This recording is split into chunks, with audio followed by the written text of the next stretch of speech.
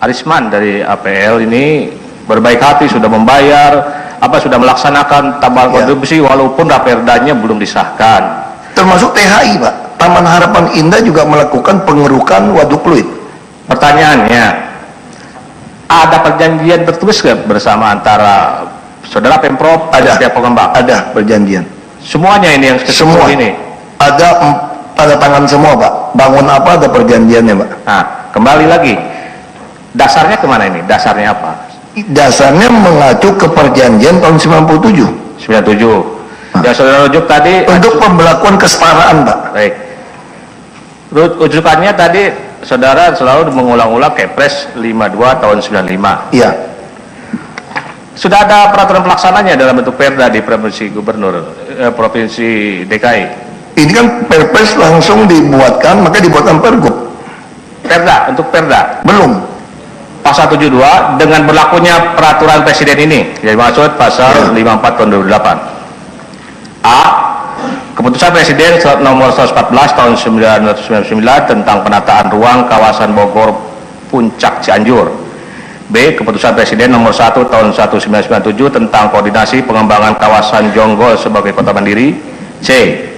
Keputusan Presiden nomor 52 tahun 95 tentang reklamasi Pantai Utara Jakarta sepanjang yang terkait dengan penataan ruang, dan Keputusan Presiden nomor 73 tahun 95 tentang reklamasi Pantai Kapuk Niaga Tangerang sepanjang yang berkaitan dengan penataan ruang dinyatakan tidak berlaku. Ya, sepanjang berkaitan dengan penataan ruang. Berarti yang dibatalkan oleh Kepres yang baru kepada Kepres 95 hanya sepanjang berkaitan dengan penataan ruang. Tapi yang lain itu dianggap, bukan dianggap, memang fakta masih berlaku. Sepengetahuan saudara, apakah termasuk kewenangan izin-izin juga menurut kewenangan Gubernur DKI?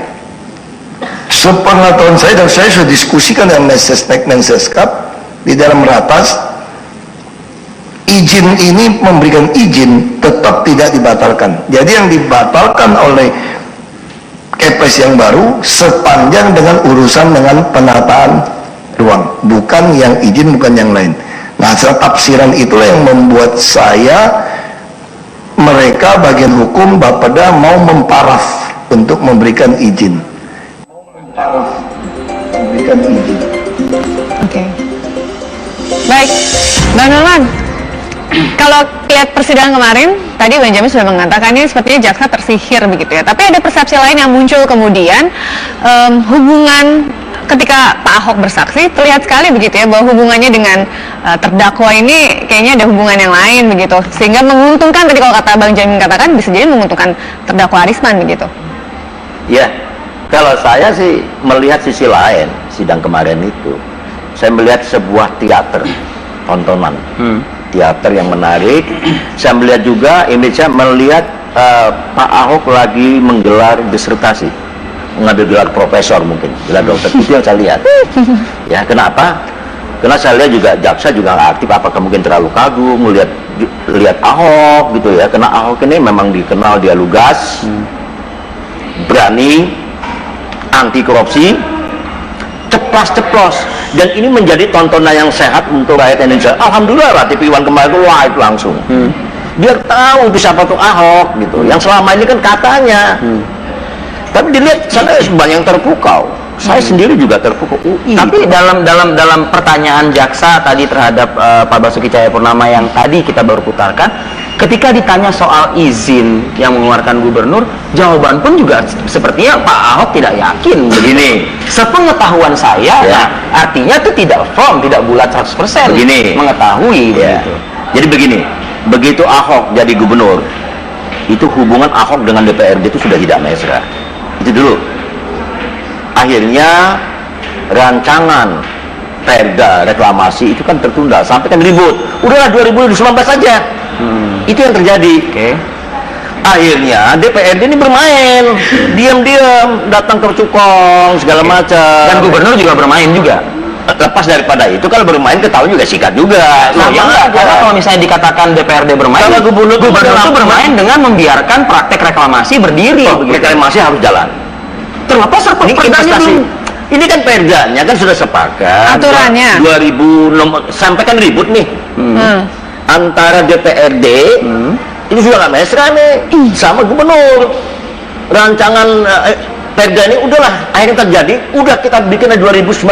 Berarti ada nanti dipilihnya anggota DPRD yang baru, karena DPRD sekarang tidak bisa bekerja sama. Kenapa eksekutif pada saat itu tidak menghentikan terlebih dahulu kegiatan yang ada di Pulau G dan pulau lainnya di reklamasi? Ini kan kelanjutan dari masa lalu.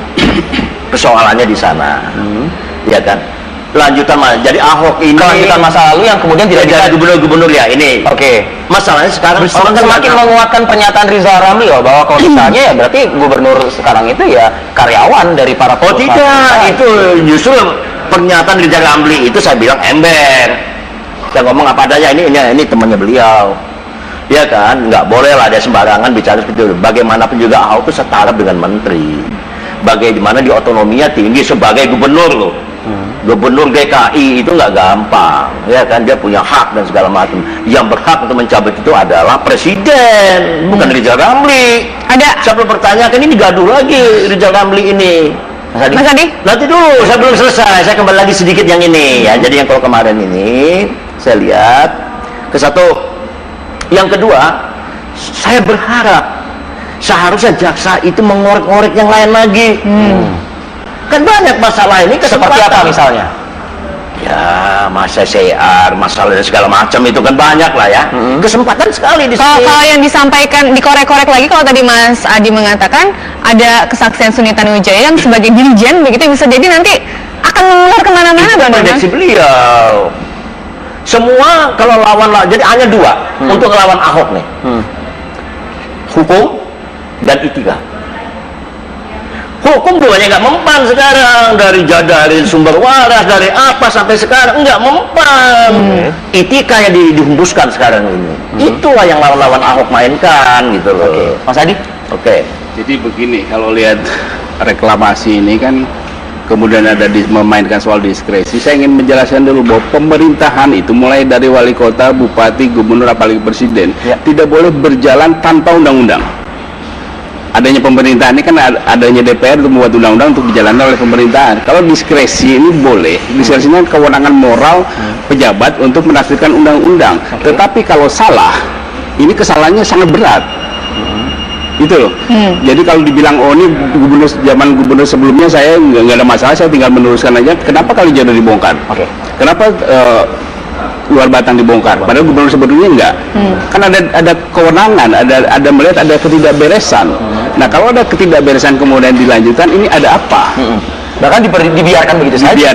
Dibiarkan begitu saja. Bahkan secara terbuka Ahok kan selalu bilang ini pengembang ini seolah-olah pengembang ini maha kuasa. Ingat lah, Dia mengatakan bahwa pengembang itu kalau tidak ada pengembang Jokowi tidak akan menjadi presiden. Memang pengembang itu Tuhan, bisa menentukan nasib orang.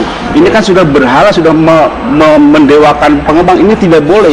Negara tidak boleh didikte oleh korporasi.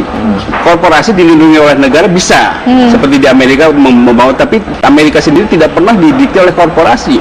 Nah ini kalau ini pengembang sudah terlanjur mengeluarkan uangnya, tapi kalau salah, kalau melanggar undang-undang, melanggar lingkungan, merusak lingkungan, apa tetap kita biarkan? Karena itu juga mungkin JPU menanyakan payung hukum itu kan? Payung hukum itu. Jadi kalau tidak ada payung hukum dan yang penting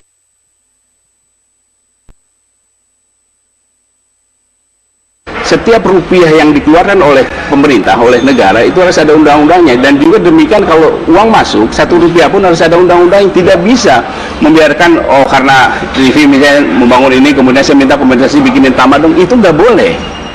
Nanti kalau begitu kan selain kita bisa bertanya, selain buat taman buat apa lagi? Pasti ada. Tadi juga di sidang dugaan gratifikasi berarti kuat dong. Sangat kuat. Contohnya misalnya soal diskresi minta 15% tawar-menawar kemudian dikasih 5%. Apakah betul 5% dikasih kemudian yang lain tidak dikasih? Apa yang tertulis seperti permainan di pajak kan begitu. Ada pajak 20% tapi udah kamu bayar 10% aja, 5% buat gue, 5% lu nggak usah bayar. Kan permainan sosiologi korupsi itu di situ. Jadi diskresi inilah kalau yang tidak dilandasi undang-undang ini menimbulkan korupsi yang potensi korupsi yang sangat luar biasa. Seharusnya bisa diungkap nggak sih Bang Jamin? Gini, bicara tentang diskresi ya, dalam tindak pidana korupsi mengenai diskresi ini kan ada yang dipidana, ada yang tidak bisa dipidana. Apa sih yang diskresi yang bisa mengakibatkan ada munculnya tindak pidana korupsi?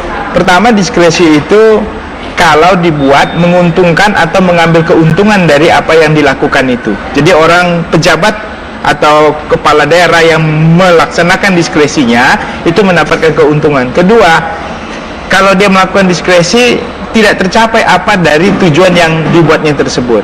Jadi contohnya dia ingin membuat suatu diskresi, membuat suatu lahan, tetapi tidak tercapai apa yang dimanfaatkan dari apa yang diinginkan, tidak tercapai. Yang ketiga, diskresi itu ternyata bertentangan dengan ketentuan undang-undang yang sudah dibuat begitu, yang dibuat sebelumnya. Nah, kalau diskresi ini sampai ada memunculkan dia untung dari membuat diskresi, tidak tercapai apa yang menjadi harapan dan sangat bertentangan dengan ketentuan aturan yang sudah ada, maka ini menjadi celah terjadinya tindak pidana korupsi.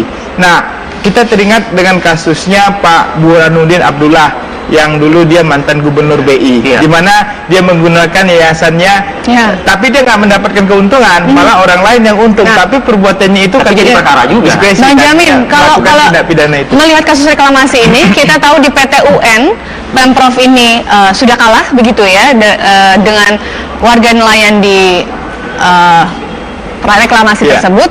Apakah mungkin dalam kasus suap di pengadilan tipikor ini, reklamasi ini nanti bisa terungkap? Ada korelasinya antara kekalahan di PT UN dengan sidang yang kemarin dilakukan? Tapi dijawab nanti barangkali boleh.